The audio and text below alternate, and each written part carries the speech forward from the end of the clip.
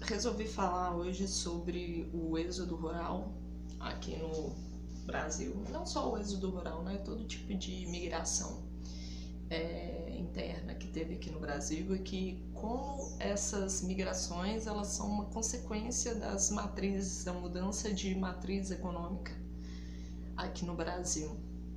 E o quanto é interessante, né, entender essa associação, né, que quando a matriz econômica do Brasil ela muda, existem fluxos migratórios, né, para dar conta, né, de movimentar essa matriz, né, seja o ciclo da cana, seja o ciclo do ouro, o ciclo da borracha, a questão da industrialização. Então, a questão da migração, do êxodo, ela faz parte da história do nosso país e é importante entender como que ela funciona, como se deu, né? Como que a gente chegou até as configurações que a gente tem hoje. Eu tava vendo num outro vídeo meu aí que eu tava com o nariz meio fungando e tal, é porque o tempo não tá ajudando, né? Tá seco, tem umas poeiras aqui em casa, às vezes os gatos, então eu tenho um pouco de alergia, mas não é nada sério, não. Bom, agora voltando aqui, ó, a questão do êxodo, né? O que é o êxodo? O êxodo, ele é a migração de uma população de determinado lugar. A gente tem um histórico aqui no Brasil que a região Nordeste é uma das regiões que mais houve migrações ao longo da história.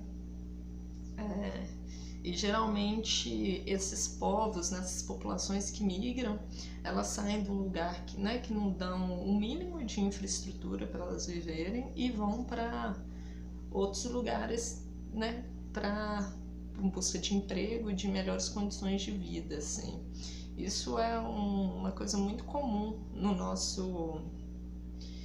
nossa história aqui no Brasil. Vou falar um pouco dos grandes êxodos que teve aqui no nosso país, para a gente poder entender como que existe essa associação, né, entre a matriz econômica e grandes migrações dentro do nosso país. As primeiras, se a gente pensar aí, né, teve o primeiro ciclo econômico aí do pau-brasil, né, que foi de 1500 a 1550. Esse não teve muito êxodo porque eram basicamente saqueadores que vieram aqui para roubar o pau-brasil e matar os índios.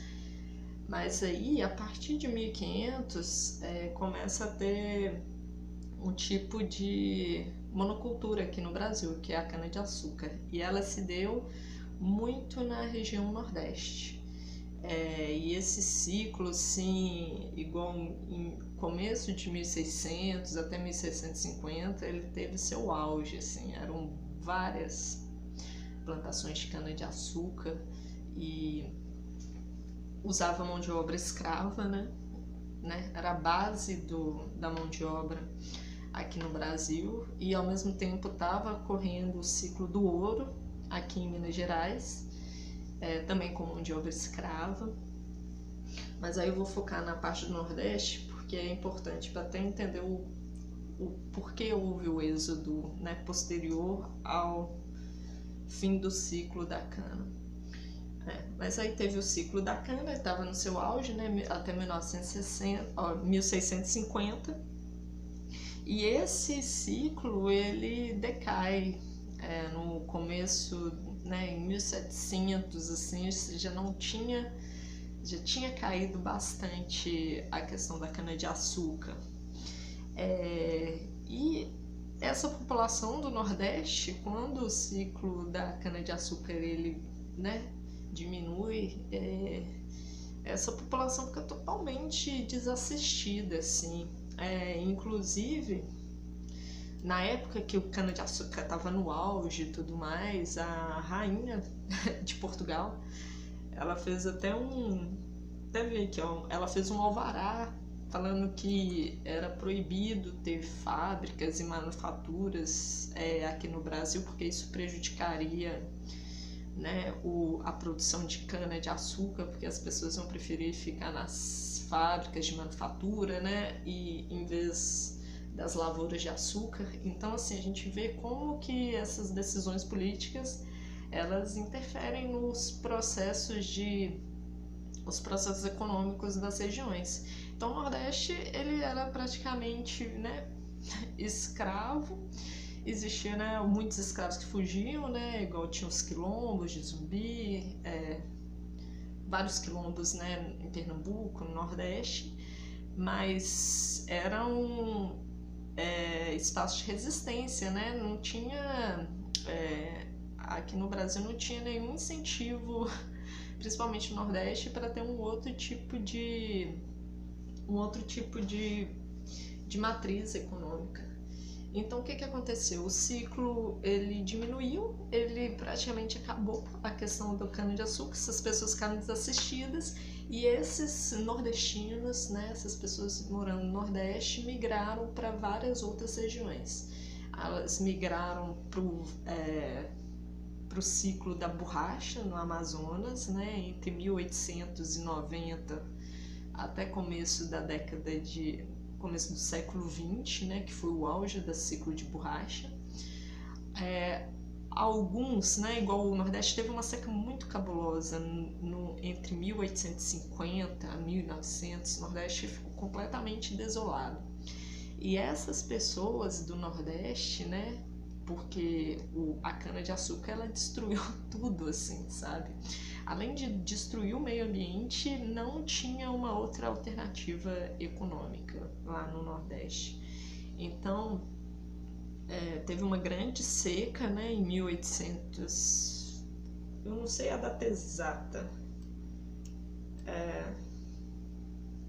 mas foi em torno de 1850, e nessa época muitas pessoas do Nordeste vinham para a região Sudeste, né, que teve o processo do ciclo do ouro, né, até 1700 alguma coisa, e a partir de 1720, de 1730, começou até o ciclo do café, principalmente São Paulo, Espírito Santo, Minas Gerais.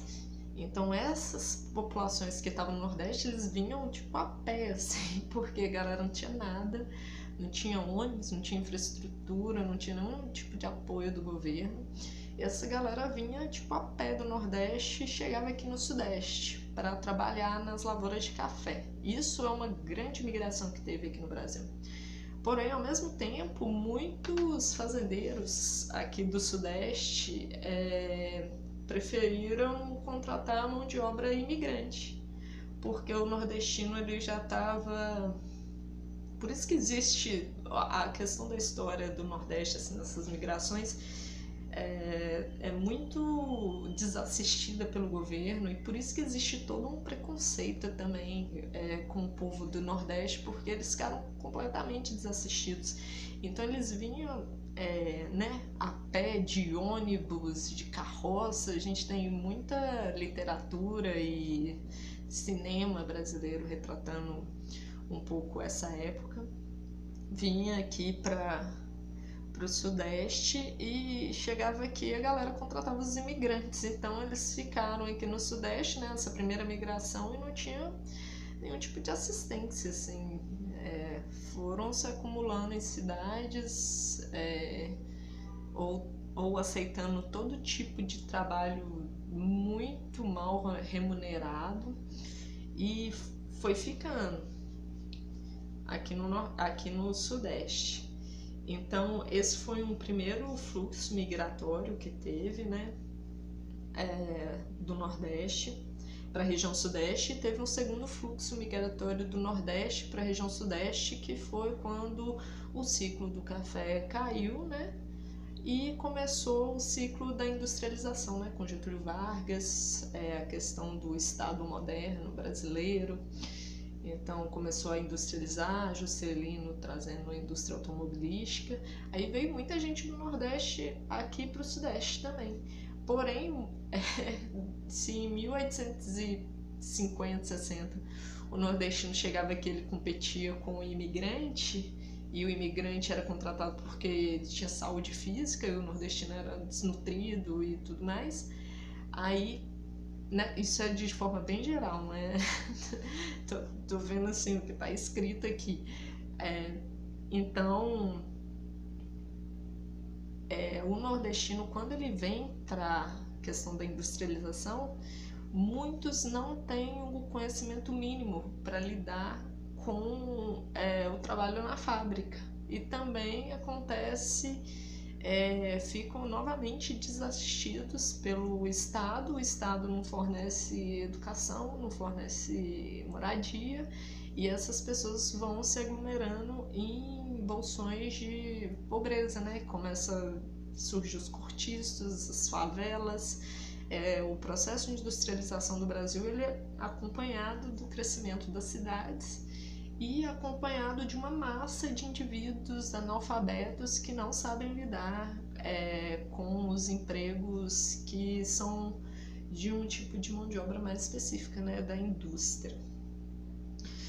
Então teve esses dois fluxos, grandes fluxos migratórios, né, do Nordeste para o Sudeste, e houve um grande fluxo migratório também, mas aí eram de todas as regiões do Brasil para o Centro-Oeste, né, na construção de Brasília. Isso foi muita gente do sul do país, né, Rio Grande do Sul, Santa Catarina, Paraná, gente aqui de Minas, Sudeste, Rio de Janeiro, gente do Nordeste, gente do Norte, todo mundo foi para Brasília na época. Isso foi uma grande migração que teve na época para construir Brasília e ter uma melhor oportunidade.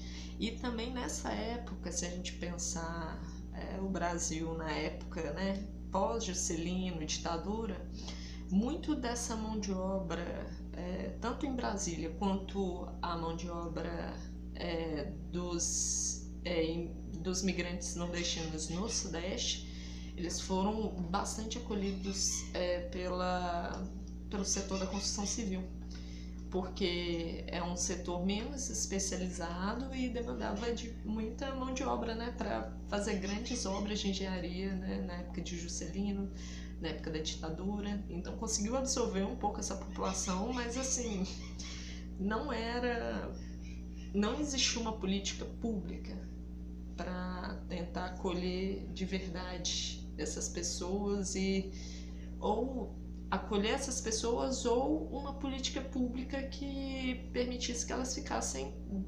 no Nordeste, que tivesse oportunidade para elas lá, né, com indústria, com escola, com um mínimo de infraestrutura. Isso não aconteceu no Brasil, assim, porque no Brasil o Estado, ele é totalmente não, né? Existem algumas políticas, mas de uma forma geral o Estado brasileiro não se preocupa com o pobre. Falei aqui, né, os fluxos de Brasília, e falei sobre a questão da industrialização, né? E o seguinte, o êxodo no regime militar, falei. E atualmente, se a gente analisa os dados do IBGE, o IBGE já fala que nos próximos 5, 10 anos não existirá mais êxodo rural, assim, né? Porque é um processo que tende a acabar. Não porque a população está ficando na zona rural, mas é porque o país como um todo ele está se urbanizando, né? E o próprio rural, né? Esse conceito de rural, urbano, lembro até na faculdade de arquitetura isso era muito discutido, né? Sobre o que é rural e o que é urbano. Hoje esses conceitos estão bem ultrapassados. Mas a questão é que não existe praticamente população que fica na roça ou, sabe, que vive totalmente desconectada da questão dos fluxos urbanos, assim, isso já não existe. Eu queria falar também um outro detalhe,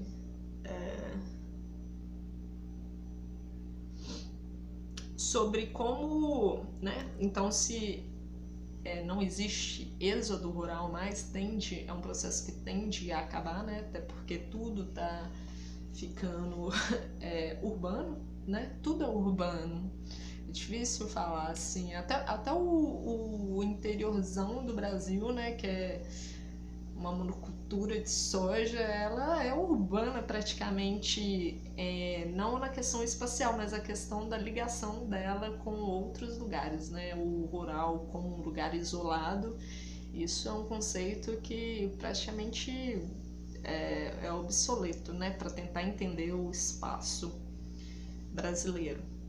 E uma coisa que está acontecendo bastante aqui no Brasil é que até começo da década de 90, as grandes migrações, né, igual eu falei, né, do Nordeste para o Sudeste, do Brasil inteiro para Brasília, do Nordeste para a Amazônia, essas migrações aconteciam para as grandes cidades, né, igual é o clássico, né, vinha o trabalhador lá do Nordeste vindo num caminhão, chega em São Paulo, assim. Só que isso não tende a acontecer mais, porque essas grandes cidades, elas não são mais atrativas economicamente. O grande fluxo de migração que acontece hoje no Brasil é a saída das pessoas dessas grandes metrópoles, principalmente São Paulo e Rio de Janeiro, indo para cidades de médio porte, que é onde que tem os maiores crescimentos econômicos no Brasil hoje. Então, cidades como Rio de Janeiro, São Paulo, elas já não são mais atrativas para emprego, por exemplo. Elas não têm taxas de crescimento econômico, né? Isso se a gente for pegar aí dos últimos, 10 anos, né, 2010 para cá, é só um processo de total degradação econômica que essas grandes cidades estão passando. E o crescimento mesmo, o crescimento urbano, o crescimento da oportunidade na construção civil, né, que é um emprego menos especializado, ele acontece em cidades de médio e até de pequeno porte. Então esse é o grande fluxo migratório atual. Deixa eu ver se tem alguma coisa. E outra coisa, né? Esse fluxo migratório não é um cara que sai de São Paulo e vai para a região metropolitana, uma cidade de médio porte lá no Rio Grande do Sul. Não é muito isso. É o cara que sai de São Paulo e vai para Campinas, por exemplo, né? Ou vai para uma cidade próxima a Ribeirão Preto, por exemplo. Então, esses fluxos migratórios não são mais em longas distâncias, eles são em distâncias menores, dentro de uma macro-região ou até de uma micro-região. E é comum, por exemplo, dentro de regiões metropolitanas, apesar de que, como eu falei, né, as grandes cidades elas já não têm uma taxa grande de crescimento econômico. Então tem vezes que uma pessoa mora numa capital, mas ela trabalha numa cidade da região metropolitana ou uma cidade próxima, não necessariamente na região metropolitana, né, mas na mesorregião, né, do entorno dessa capital. E uma outra coisa que aconteceu é que nos últimos anos, os últimos 20 anos, com a questão até do governo do PT, teve um aumento, né, das políticas, as políticas de assistência e as políticas de crescimento econômico na região Nordeste. Então, né, a transposição do Rio São Francisco, a questão, sei lá, se planta até uva no Nordeste. Claro que é com o uso da tecnologia e com apoio público, né? Só assim para a gente conseguir o Brasil fazer uma coisa dessa em grande escala. Então, muitas pessoas que antes saíam do Nordeste, né, que é uma região que sofreu muito com a colonização, com o processo de né, o processo da mão de obra escrava, o processo de desmatamento. O Nordeste foi uma das regiões que mais sofreu com todos esses processos, né, porque lá tinha grandes lavouras de cana-de-açúcar que destruiu tudo, né, quando o ciclo da cana ele acabou. Então, hoje, graças a políticas públicas, o Nordeste ele é uma região atrativa, da mesma forma que a região Norte, né, com a Zona Franca de Manaus, apesar de que eu li uns dados, acho que já tem um tempo, falando que a Zona Franca de Manaus ainda não chegou num crescimento conforme foi planejado, mas eu não pesquisei a fundo para entender por que isso não aconteceu. Mas a gente vê aí várias políticas públicas, né, na região Nordeste, na região Norte, para manter essas pessoas nessas regiões e, né, não fazer com que esses fluxos migratórios sejam tão estimulados, até para não sobrecarregar, igual a região Sudeste, né, que a gente vive aqui. Você vai numa São Paulo, Rio de Janeiro, é muita gente e a densidade é altíssima e não tem oportunidade para todo mundo. Ao mesmo tempo, é interessante esse tipo de configuração porque com relação à infraestrutura urbana, né? Você tem uma maior densidade, você tem mais pessoas utilizando aquela infraestrutura, porém você tem mais concorrência também com relação ao emprego, à indústria. Então, uma coisa que é complexa que tem que ser pensada. Então, foi muito importante ter feito essas políticas na região Norte, na região Nordeste. E é muito importante entender também esses fluxos que estão acontecendo atualmente, né? Que é dentro das regiões e em curtas distâncias.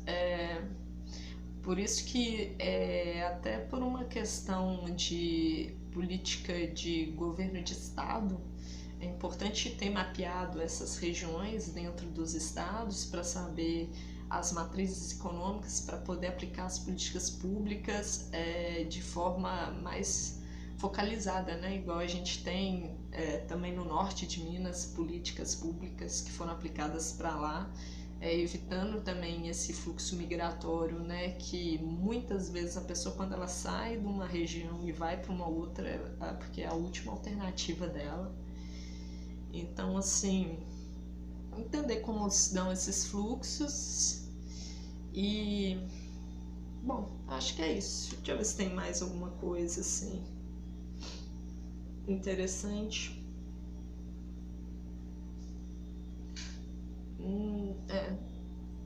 Não, é mais isso, assim. Entender esses fluxos, essas migrações, para a gente entender o nosso território aqui nacional e as melhores políticas públicas, né, para tentar diminuir a desigualdade entre grandes regiões, né, entre, vamos por assim, o Nordeste e o Sudeste, dar oportunidade para todo mundo, porque todo mundo merece a oportunidade de emprego, de saúde, infraestrutura pública. Isso é o mínimo que o Estado pode garantir para as pessoas. Então é isso.